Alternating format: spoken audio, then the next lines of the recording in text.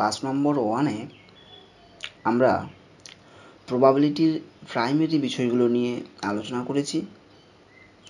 আজকে প্রবাবিলিটির ডেফিনেশন অর্থাৎ প্রবাবিলিটির সম্পর্কে একটু বিশদে আলোচনা করব।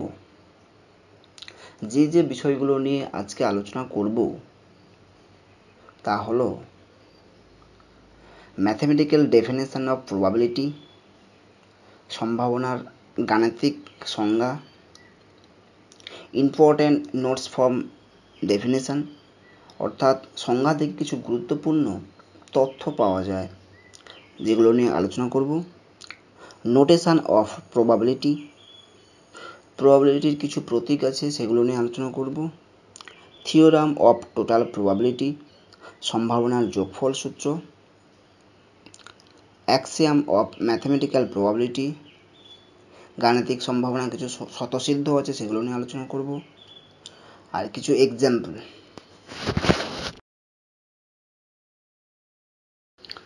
Mathematical definition of probability. মনে করি কোনো সমসম্ভব পরীক্ষায় নমুনা দেশ এস এর মধ্যে n সংখ্যক সমভাবে সম্ভাব্য বিন্দু আছে।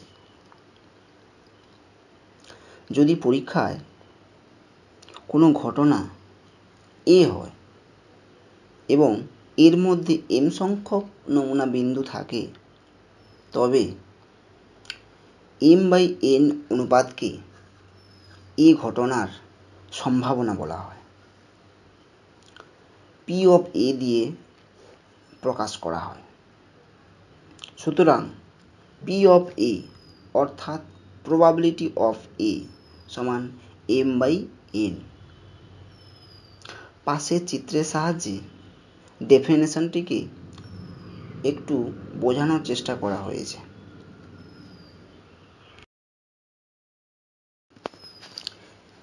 প্রবাবিলিটির ডেফিনেশনটিকে একটা উদাহরণের সাহায্যে ব্যাখ্যা করা যাক।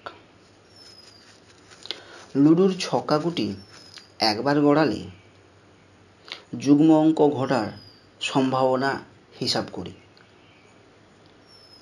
এখানে ছবিটির দিকে তাকালে বুঝতে পারবো যে এস অর্থাৎ নমুনা দেশে 6টি বিন্দু আছে, 1 2 3 4 5 6।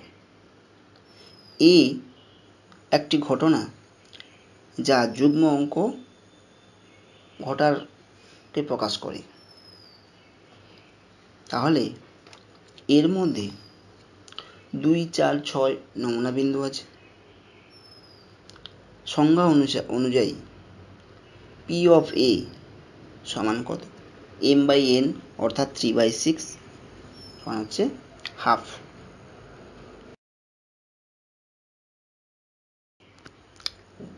Important notes for definition.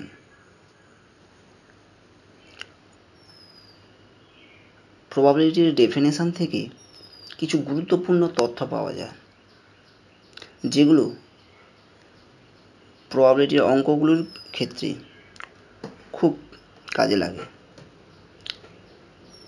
1 নম্বর, যদি এ নিশ্চিত ঘটনা হয় তবে m=n হবে। সেক্ষেত্রে P of A সমান m/n = m/m কিংবা n/n = 1। এই কারণে নিশ্চিত ঘটনার সম্ভাবনা সর্বদাই 1 হয়। 2 নম্বর, নিশ্চিত ঘটনার বাইরে কোনো ঘটনা থাকলে তা হলো অসম্ভব ঘটনা, যেখানে m=0। P of A সমান m/n = 0/n = 0। সুতরাং এ যদি অসম্ভব ঘটনা হয় তার সম্ভাবনা সর্বদা 0। নিশ্চিত ঘটনার সম্ভাবনা 1, অর্থাৎ কোনো ঘটনার সম্ভাবনার সর্বোচ্চ মান 1 এবং অসম্ভব ঘটনার সম্ভাবনার মান 0, অর্থাৎ কোনো ঘটনার সর্বনিম্ন মান 0। 4 নম্বর, কোনো ঘটনার সম্ভাবনা 0 হতে পারে কিন্তু নেগেটিভ হতে পারে না, কারণ ইভেন্ট বা ঘটনা কখনো ঋণাত্মক বা নেগেটিভ হয় না, কারণ দেখানো হয়েছে। দেখো, নোটেশন অফ প্রবাবিলিটি। অঙ্ক করার ক্ষেত্রে প্রবাবিলিটির কিছু নোটেশন ব্যবহার করা হয়, যা এখন আলোচনা করব। মনে করি কোনো সমসম্ভব পরীক্ষা ই এর নমুনা দেশ এস এবং ই পরীক্ষার সঙ্গে সংশ্লিষ্ট দুটি ঘটনা এ ও বি। তাহলে 1 নম্বর, পি অফ এ দিয়ে এ ঘটনা ঘটার সম্ভাবনা সূচিত হয়। 2 নম্বর, পি অফ এ কমপ্লিমেন্ট, এই প্রতীক দিয়ে এ ঘটনা না ঘটার সম্ভাবনা সূচিত হয়। 3 নম্বর, 3 নম্বরটি অর্থাৎ এটি ছাত্রছাত্রীদের খুব সমস্যার সৃষ্টি করে, এই কারণে এটা খুব গুরুত্বপূর্ণ। P of A union B বা P of A plus B, এই প্রতীক দিয়ে এ ও বি ঘটনা দুটির কমপক্ষে একটি ঘটার সম্ভাবনা, খেয়াল করো, কমপক্ষে একটি ঘটার সম্ভাবনা, অর্থাৎ হয় এ অথবা বি অথবা এ ও বি উভয় ঘটার সম্ভাবনাকে সূচিত করে। এটি এই 3 নম্বরটি নিয়ে পরের ক্লাসে বিশদে আলোচনা করব। 4 নম্বর, P of A intersection B বা পি অফ এ বি প্রতীক দিয়ে এ ও বি ঘটনা দুটি একসঙ্গে ঘটার সম্ভাবনা সূচিত হয়।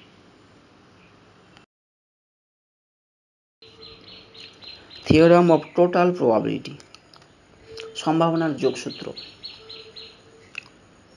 পরস্পর পৃথক n সংখ্যক ঘটনা a1 a2 a3 an এর যে কোনো একটি ঘটার সম্ভাবনার মান প্রত্যেকটি ঘটনা পৃথকভাবে ঘটার সম্ভাবনার সমূহের সমষ্টির সমান। প্রতীকের সাহায্যে probability of a1 union a2 union union an equal to p of a1 plus p of a2 plus p of an। কিছু নোটস আছে। এ বি যদি পরস্পর পৃথক ঘটনা হয়, তাহলে এ ও বির যে কোনো একটি ঘটার সম্ভাবনা, অর্থাৎ এ ইউনিয়ন বি সমান probability of A plus probability of B. Note 2,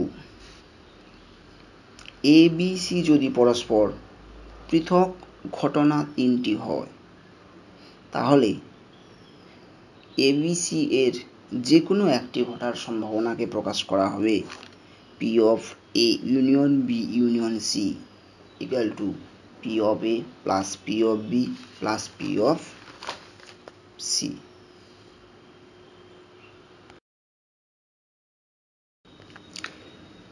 এটি খুব ইম্পর্টেন্ট ডিডাকশন। যদি a1 a2 an এই n সংখ্যক পরস্পর পৃথক ঘটনা সম্পূর্ণ হয়, তবে A1 union A2 union A3 dot dot union AN এই প্রতীক দিয়ে নিশ্চিত ঘটনা প্রকাশ পাবে। অর্থাৎ A1 union A2 union A3 dot dot union AN equal to S, যাদের সম্ভাবনা 1। সুতরাং উভয় পক্ষে প্রবাবিলিটি যদি নেওয়া হয় P of A1 plus P of A2 plus dot dot P of AN equal to 1, কারণ A1 A2 A3 AN এগুলো পরস্পর পৃথক ঘটনা।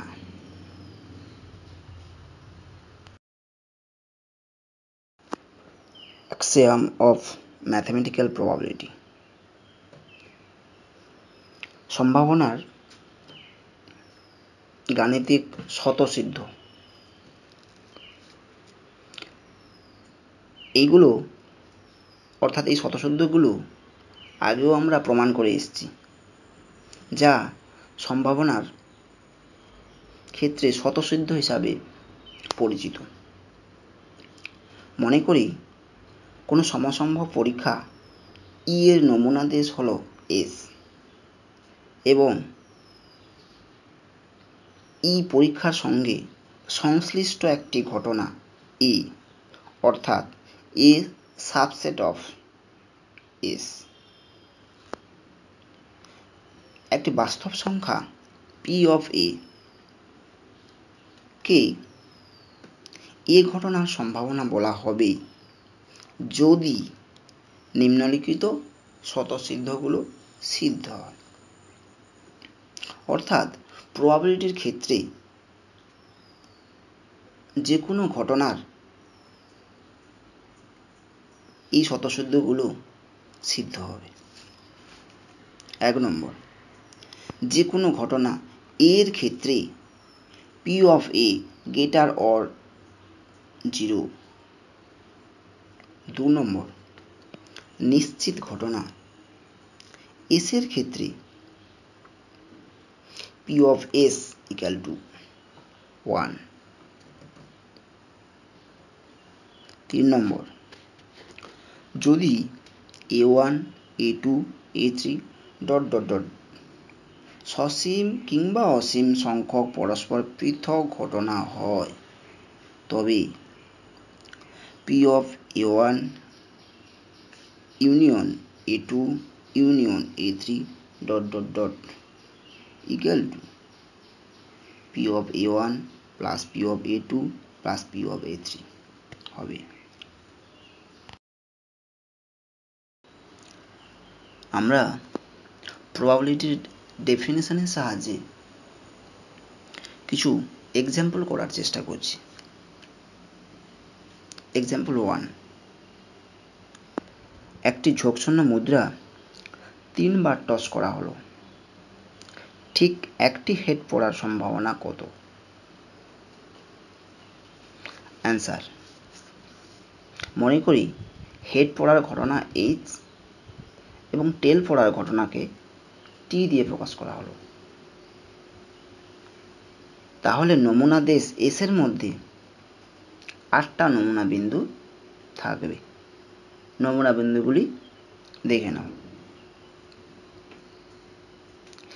A দিয়ে একটি হেড পড়ার ঘটনাকে প্রকাশ করা হলে এর মধ্যে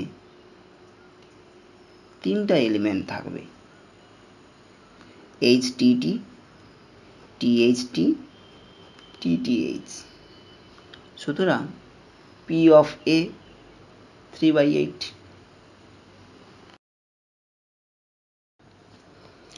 এক্সাম্পল 2, প্রথম 11টি স্বাভাবিক সংখ্যার মধ্য থেকে উদ্দেশ্যহীনভাবে একটি সংখ্যা তোলা হলো, তোলা সংখ্যাটি জোড় হওয়ার সম্ভাবনা কত? উত্তর, নমুনা দেশের মধ্যে 11টি এলিমেন্ট থাকবে